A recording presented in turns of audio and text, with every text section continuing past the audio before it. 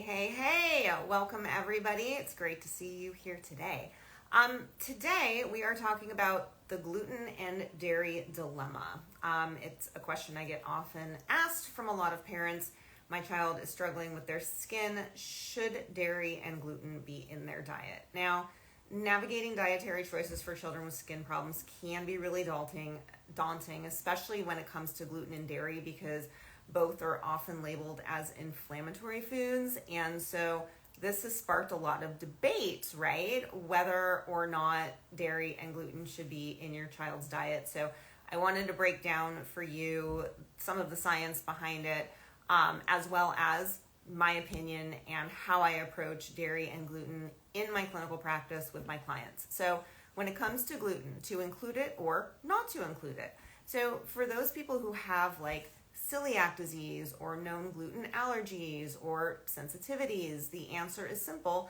Gluten needs to be avoided. However, for a lot of other people, the situation really isn't so clear cut. Some children might have an adverse reaction to gluten. Many don't show any immediate signs of the problem, in which case that doesn't necessarily mean that it isn't problematic. So in my opinion, it is wise to limit gluten in your child's diet, because the reality is that gluten offers no nutritional value and it is linked to gut hyperpermeability or leaky gut, which is already a problem for people with chronic skin issues. So also, I think this is one of the most fascinating things about gluten, and a big reason why I don't recommend it in the diet and minimizing it as much as possible, is that during digestion, opioid peptides are actually made when gluten gets broken down. So when it gets digested, these peptides can get out of the gut, especially when it's leaky, into the bloodstream, and they can bind with opioid receptors throughout the body, including in the brain, and literally become addictive. So if it seems like your child can't live without gluten, this might be why. And that said, I really don't believe in fostering an overly restrictive diet. If you guys have been here for a minute, you know that my approach, my method really involves no elimination diets. But if your child, so here's how I feel about gluten. If your child doesn't seem to overly react to it, or overtly react to it, I should say, and if you're out and about and your child wants a cookie or a pretzel or needs a snack, there's no reason why they shouldn't be able to do that. Now, we all should be able to do that and, have a treat here and there. Also, as long as there isn't a diagnosed allergy to it, it really should be introduced to your child along with other common allergens when they start eating solids. And this is in order to prevent developing an allergy to it. At home, however, though, and when you're in charge of the foods and making the foods and what's in the house, opt for gluten-free alternatives. There are so many gluten-free grains and substitutes that are options. They provide essential nutrients without the potential health risks, and it makes it pretty easy to create a balanced diet without gluten as a staple. And remember, gluten really has no nutritional value to it. Examples of gluten-free grains and other things that you can feed your child and your family, like quinoa, brown rice, buckwheat, millet, gluten-free oats, teff, corn, chia seeds, flax seeds. There's flours that you can get nowadays: coconut flour, almond flour, rice flour, arrowroot flour, tapioca. Even chickpea and lentil products are pretty prevalent nowadays. So there are a lot of options other than gluten available. Other than gluten-containing products. Something people ask me a lot too, so you might be wondering this: sourdough bread. Is that okay? Well, it's fermented, so maybe it makes some of the gluten proteins more easy to digest, but it is still gluten, so it still does fall within this category of of gluten in general. Now, let's talk about dairy. Like gluten, conventional cow's milk can be inflammatory. Also, most people are lactose intolerant, so do we really need children to be consuming cow's milk? Now, while it should be introduced to your child along with the other common allergens, as long as there isn't a diagnosed allergy to it, in order to prevent the development of one, other than that, I would argue it really doesn't need to be in the diet.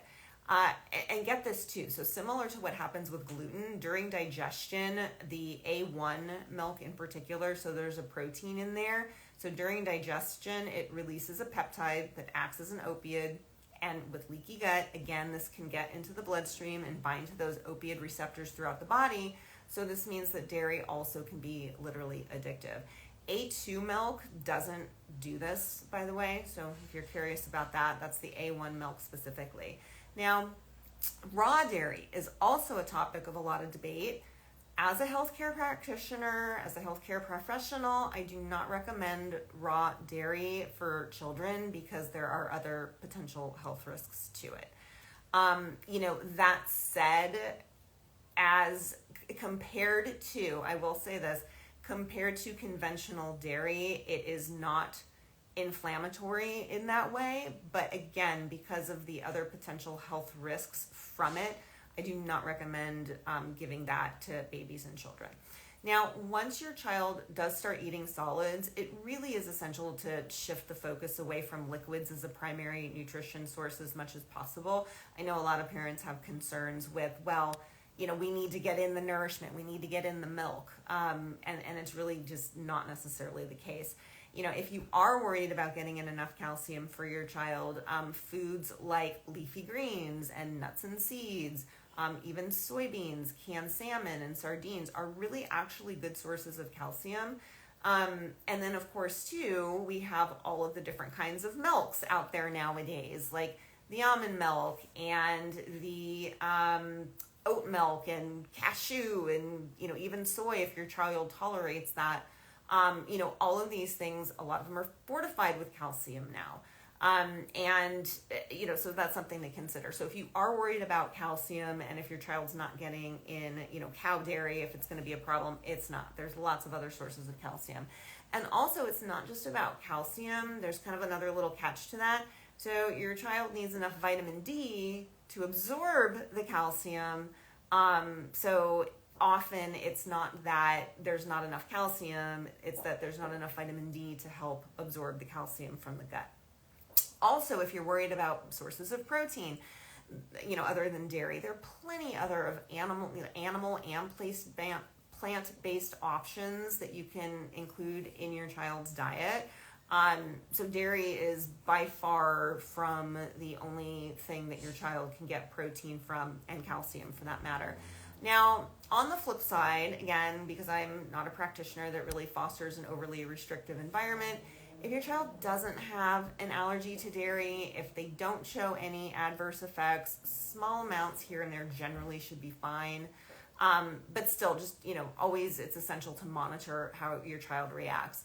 And again, like dairy products, like yogurt, the full-fat Greek yogurt thing, unsweetened, that can be part of a healthy diet. Some cheese here and there, some cottage cheese, even a little bit of ice cream, right? These all have certainly have a place in a child's diet if they can tolerate it. But you can quote me on this. Nobody needs to sit around and drink glasses of cow's milk or eat gluten all day long, or really at all. And again, there's no shortage of dairy alternatives, and I see, yes, goat milk. Goat milk is an option, and that can be much easier for children to digest. So the goat milk, sheep milk, I've had some clients do camel milk, if you have access to that, so that might be something interesting to try as well. But again, and then you have all the plant-based options to choose from too. So if you do want to experiment with taking gluten and dairy out of your child's diet to see how they do, and remember too, I work with a lot of parents who, take the gluten dairy out. If you take something out in general, which this is a whole nother topic for another day, so I won't go deep here. But if you do suspect that something is potentially triggering for your child and you do want to try a short-term test to see if it truly is triggering, what you can do, 2 to 4 weeks max. That's it. If you don't notice a difference, not the food, not the problem. However, the difference with gluten and dairy is that even without having overt symptoms, it can still be causing inflammation internally. So, again, you can trial it and take it out of the diet, especially with gluten and dairy. If it is triggering for your child, you should notice a difference if it's going to help within 2 weeks. That said, once you get it out, I would just always keep it limited because, again, in my opinion, my clinical experience, they do cause more problems than any benefits they could potentially have. Again, because I don't want to be overly restrictive, As long as they don't overtly have any issues with it, they want to treat here and there should be no problem with that. I hope that makes sense. It's about finding balance where we can. So now if you do want to test removing dairy and gluten from the diet because they can be addictive, you do not want to go cold turkey. So what you might want to do, like week 1, take it out from breakfast and leave everything else the same. Week 2, take it out from breakfast and lunch, leave everything else the same. Week 3, breakfast, lunch, dinner. Okay, week 4, then keep it out from all of those and remove it from snacks as well. And then do the same thing with the other. So pick one to start with, follow up with the second one.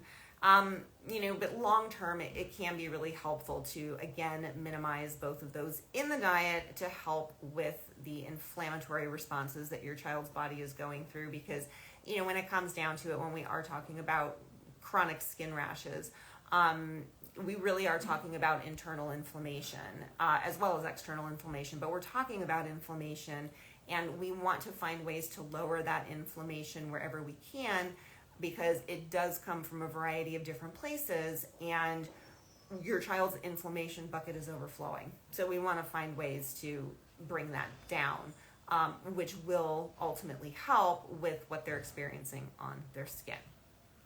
Okay. Some other questions, and if you guys have questions, type them into the chat. I'm here to answer questions for you guys too. I had posted in my stories over the weekend, and I did get some questions from folks, which I hope I answered in some of that today. But there were some other questions as well, so I'll address those. And if you guys have anything in particular, feel free to type them into the comments, and I'll get to those too. But I was asked about if I have any favorite brands of like gluten-free and dairy-free products. I really don't have a preferred brand. I would just say, check labels, see what works for your child. Make sure there's nothing else in there that could be potentially triggering. There's a lot of concern nowadays, and I totally get it. I'm careful with these things too, but seed oils, right? So somebody asked and mentioned that a lot of these dairy-free products and milks have like seed oils in them, for example. And this kind of goes along also. On my group call this week for my live group program that I'm currently running, I can tell you guys about all that kind of stuff later too. But so somebody asked about, we were talking about protein powders, and somebody asked about stevia in the protein powder, and people were concerned about these extra ingredients. Look, when we're talking about what's happening with your child's skin and things are on fire, it's really splitting hairs to worry about a little bit of stevia or a little bit of seed oils or a little bit of this or a little bit of that. We have much bigger fish to fry, if you will. So what I recommend is not freaking out and focusing on every single tiny little thing that is what is just the latest in marketing and advertising to vilify, to make you afraid of something, to buy something else. So always keep in mind that the latest thing of the day, right now, seed oils, everybody's afraid of. I don't even remember when I'll age myself a little bit here, but I was around for the cholesterol debacle where everything had to be like fat-free and, then through the sugar-free, and now it's seed oils. So just always remember there's always something that the media or somebody is going to grab onto. Are these things healthy in large amounts? No, nothing is going to be great in large amounts. So we talk about moderation. So always remember that when it comes to things. So I thought that was a great question that came in from some folks. Also, let's see. How do they know? Here was a question. How do you know if they can have dairy or gluten if they've never had it before? Okay, so if your child does not have an identified allergy, IgE allergy to these foods or any foods in general, including the top allergens, they really should be introduced into the diet, because doing that will help avoid the development of an actual allergy to them. So if you haven't tried these foods before, if you're really concerned, talk to your doctor about it first. Just make sure there isn't anything that they might want to test for example. And what you can do too, so your child's not just ingesting a bunch of whatever it is, just put it, okay, by the way, you never want to test it on the wrist or on the skin. When your child has a broken skin barrier and this leaky skin, when they have chronic rashes, we can get sensitized to allergens through the skin. That happens more easily than the development of an allergy when something is ingested and we have oral tolerance. The gut immune function is more robust than skin immune function, so we really want to get these foods in through the diet.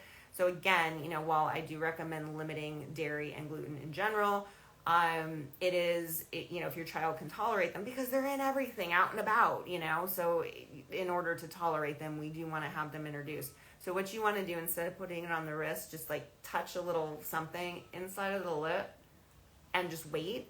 If there's going to be an adverse reaction and we're looking for like hives, swelling, trouble breathing, something along those lines, vomiting, those can signify an IgE allergy, which obviously can be very troublesome and problematic and dangerous. So typically if something like that's going to happen, it's going to be quick, like within 10 minutes to an hour. Rare occasions something happens hours later. But again, look for those more serious signs. If it's a worsening of something like eczema, as horrible as that is, it's not life-threatening, so there's actually less concern from a safety perspective for that than if your child eats something and starts developing hives, because that is a potential allergic reaction, whereas eczema is more of a reaction to inflammation. That makes sense. So I hope that helps. Somebody asked also what to eat for weight gain. And this was in the absence of milk, so using milk to help keep weight on. So if not dairy, if your child can't have dairy or you want to take it out, literally everything else other than dairy that they don't have an IgE allergy to. So, the world is your food oyster, really. And again, if you've been following me for at least a minute, you probably know I'm not into the elimination diets. That is not in my approach. It is not how you heal skin. So that said, literally whatever your child does not have an IgE allergy to or a known reaction to, they can eat it. So there are plenty of things to put on weight also, like from that nutrition perspective. I will say this too, though. There are other things to check out. For example, like it's not just about making sure there's enough calories getting in. Like if your child's nursing, like is there enough supply? Are they latching? Are they actually getting, some nourishment? Are they getting enough milk? Beyond that, like, do they have a lip tie, a tongue tie, or something else that's going to interfere with feeding? Do they have gut issues? Are they not digesting and absorbing, what they do eat? Are they having lots of poopy diapers and diarrhea? Sometimes if we're not digesting and absorbing, we're not getting that nourishment, so we're not going to gain weight. Unnecessary elimination diets. All of these things can lead to inappropriate weight gain in babies and children, picky eating. So all of these things can play a role. So it's really a multifaceted answer and depends on your child's unique case. But again, from that dietary perspective, if they don't have an allergy to something, they can eat it. And how to become tolerant of it. Somebody asked about becoming tolerant to it. If your child does not tolerate them, and that's different, like if it's an IgE allergy, I would definitely work with your doctor because in a lot of cases they can help like with the oral immune therapy and, get to a point where your child can safely tolerate it, which is really the goal, so they don't have an allergic reaction to it, which can happen at any time if they're out and about. So, from that perspective, I would work with your doctor. If they're just troublesome, like again, most people are actually lactose intolerant and can't have dairy, can't have lactose. A lot of people don't tolerate gluten. There are plenty of other foods other than these two, which also happen to be inflammatory. So, if your child doesn't tolerate it, and again, it's more important to help them see if there is an actual allergy for safety purposes. But otherwise, like, I don't know. I don't really feel that if these two things are out of people's diet, I'm not totally sad about it. I'll just say that. Okay, so I hope that helps. And I see some questions down here. Awesome. Okay, so scrolling back up to the beginning. Okay, we talked about goat milk. Goat milk can be a good option for some folks. I agree with limiting dairy, but I'm in a tricky situation. My son has IgE to dairy, but accidentally consumed baked dairy and did not have an anaphylactic reaction. Okay, that's excellent. So a lot of kids, it depends on the protein. So like, milk in its like milk liquid form, the proteins, are, let's say, they're more intact. When you heat it, when you cook it up, when you bake it, it breaks down some of the proteins. So that's great that he tolerates it baked in things. I would, check with your doctor about that too. So, I mean, that's a great situation. And then also too, depending on how IgE your son was to dairy, like there are differing levels of it too, of course. Like if it's, severe anaphylaxis, they might not ever be able to tolerate it in anything. Whereas if it's, some are high, but whatever, that's where doctors can work with a lot of people and work for that oral tolerance. So it sounds like you're more in a situation like that, but I would definitely talk to your doctor about it and see. Oh, I'm sorry, you followed up with a question. Allergist wants to do a food challenge, but my question is, if eczema returns with consuming dairy, what do I suggest? Okay. I would follow your allergist's recommendations because, again, that's going to be really key for helping to prevent the development of a more serious allergy to it. And like you said, right, it's so easily in things out and about. So from safety perspective, you really want to establish tolerance to that. Very possible that the eczema can flare. Now, eczema and allergies are two completely different things. So the foods aren't necessarily causing the eczema. What's happening is the reaction to the foods is increasing inflammation. That inflammation can trigger eczema because eczema is driven by underlying inflammation. So what I do with my clients, I mean, we work on getting to the root cause of the problem, and, we have our protocols and, working on why the things are happening in the first place.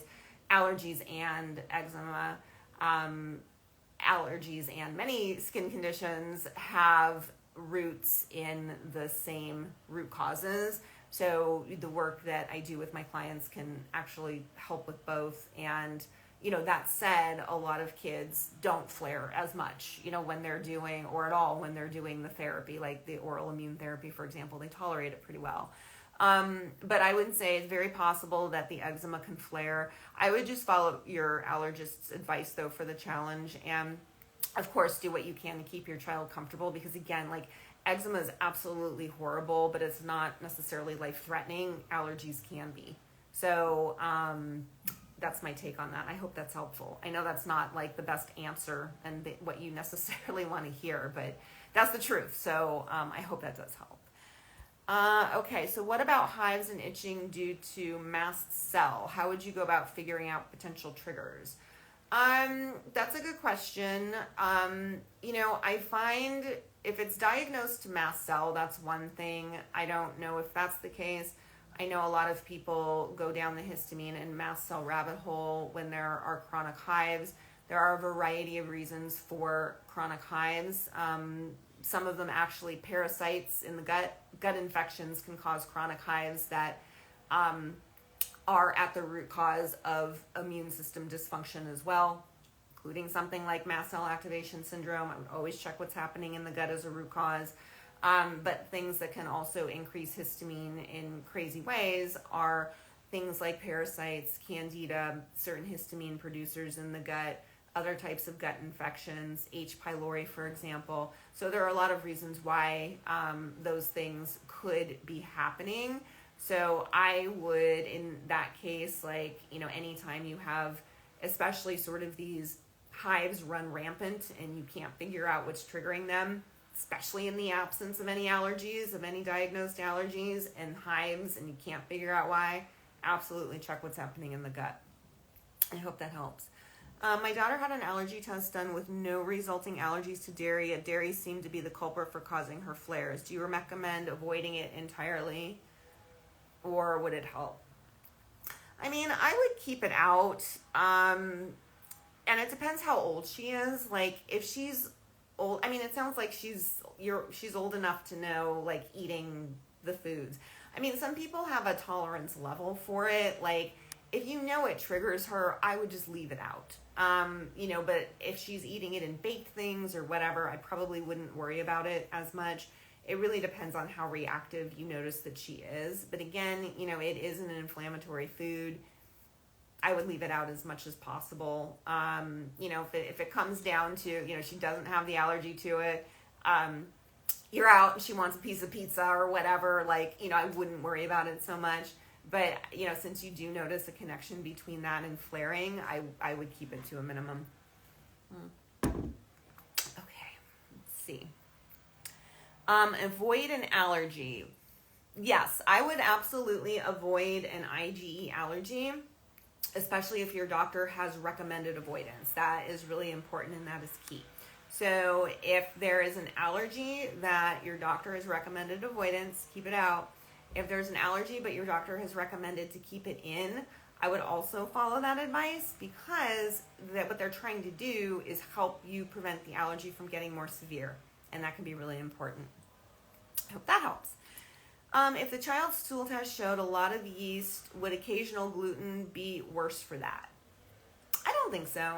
No. The types of imbalances that we're seeing in the gut, like candida, yeast in this case, it's not food fixable. So even going on like a yeast diet or a candida diet, it's not going to fix the problem.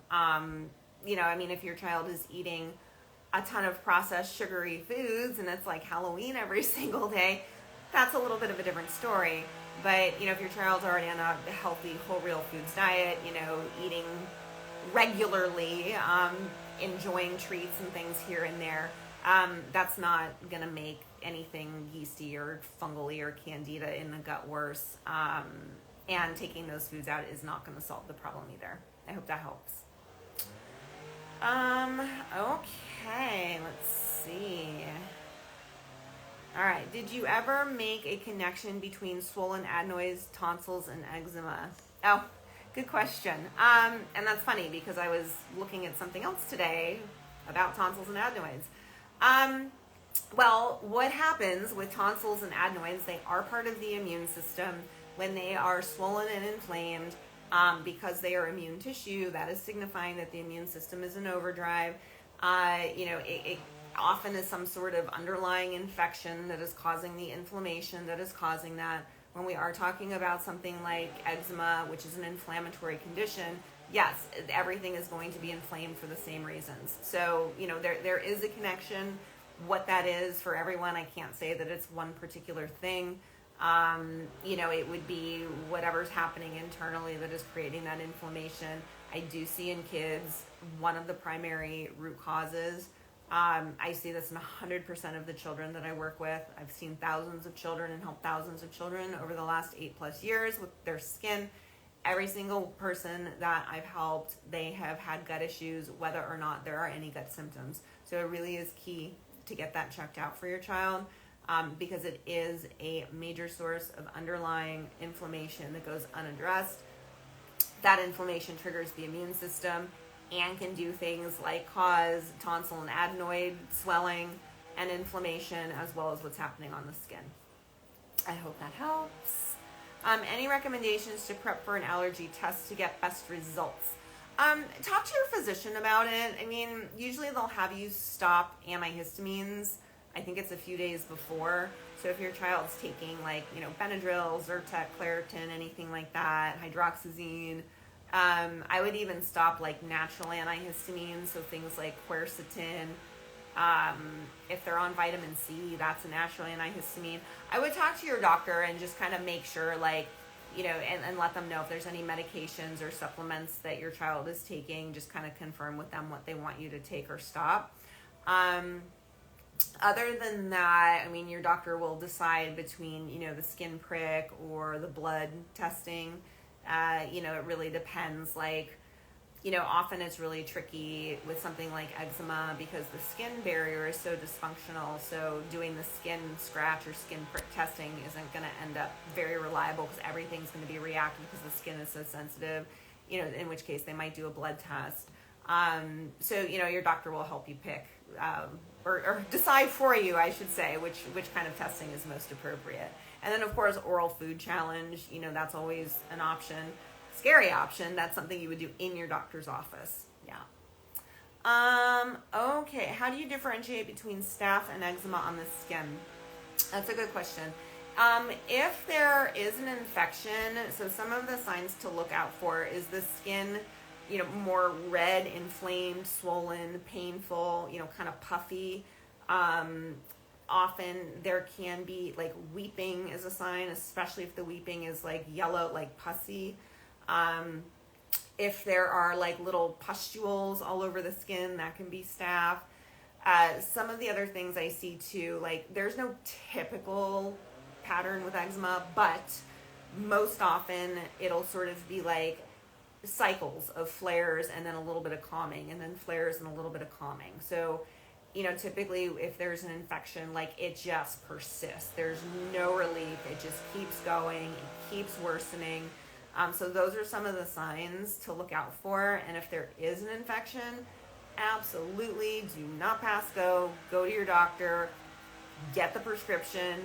Don't be afraid of the antibiotics. We can rebuild the gut later. If there is a topical infection, the skin is not going to heal. My experience has been that natural products, like if you're trying to combat it with silver or rosemary hydrosol, it is not going to get rid of an infection.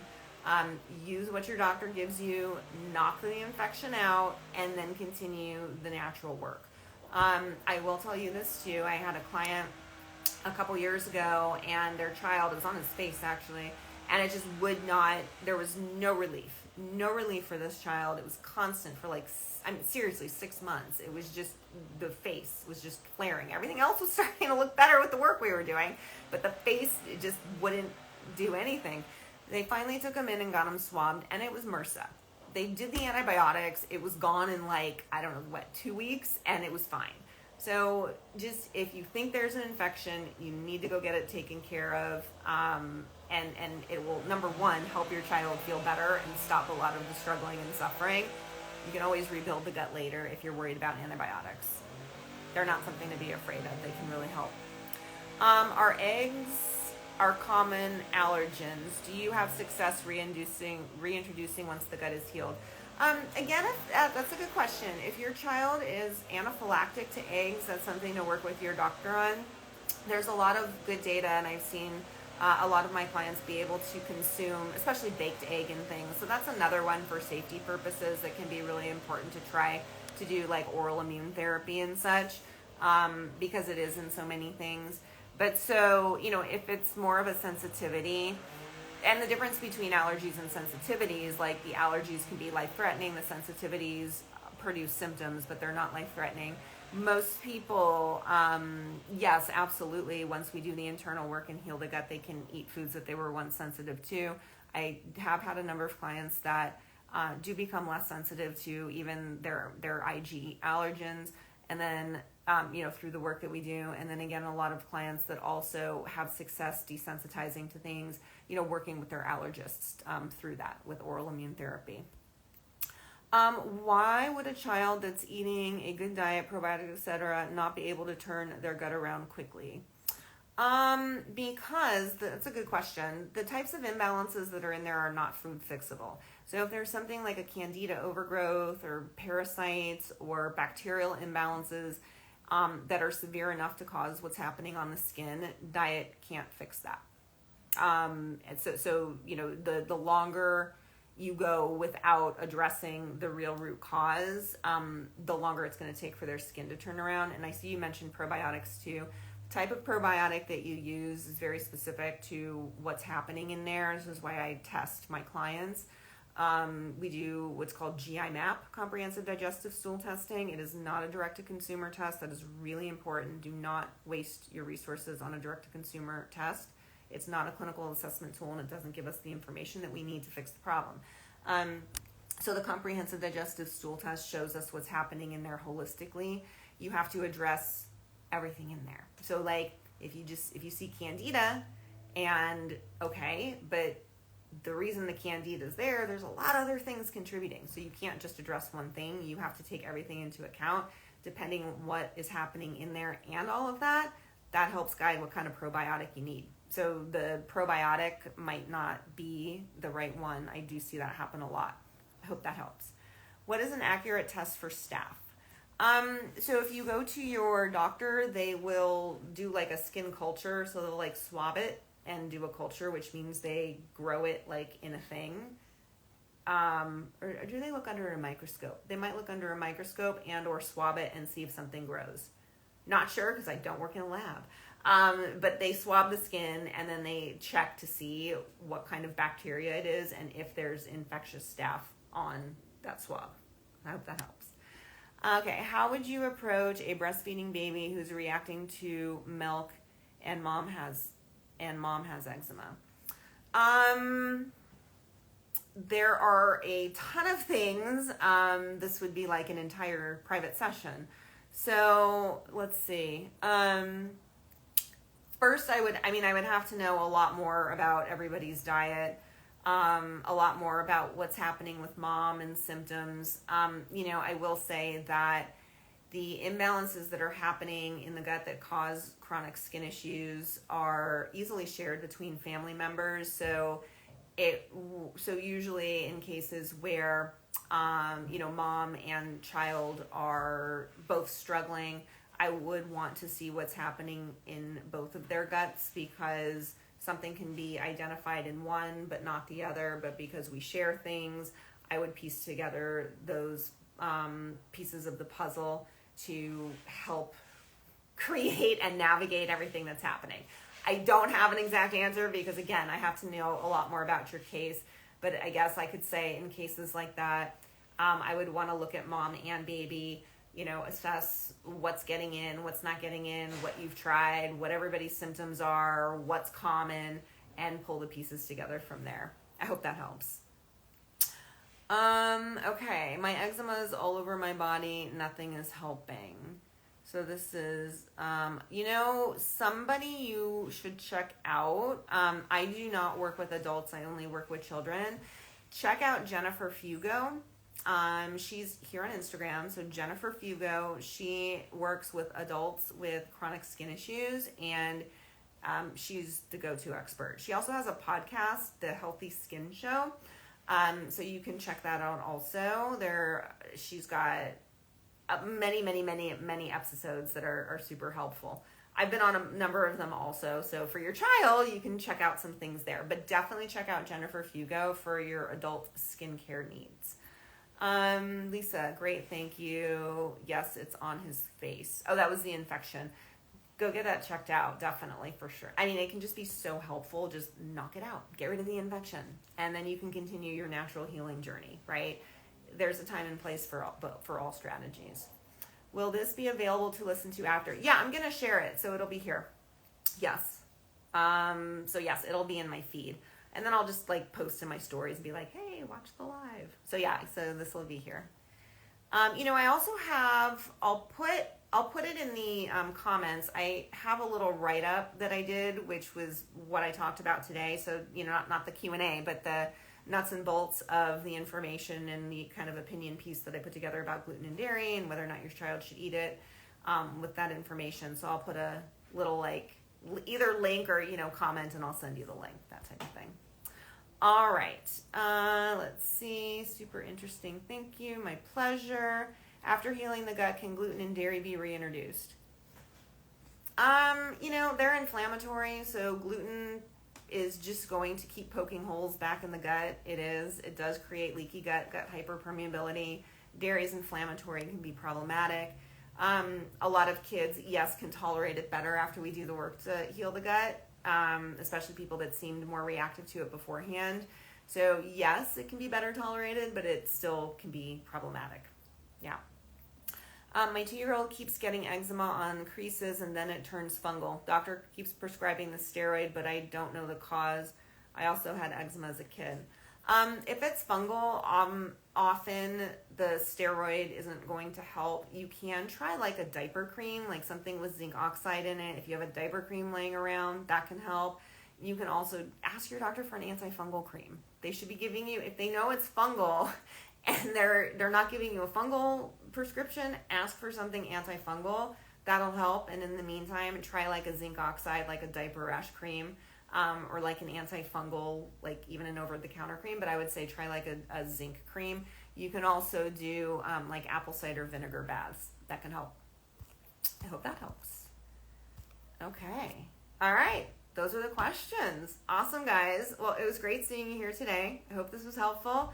I will share this so it'll be available for you. And I'll see you next time. One quick question. Do you look at the mold aspect?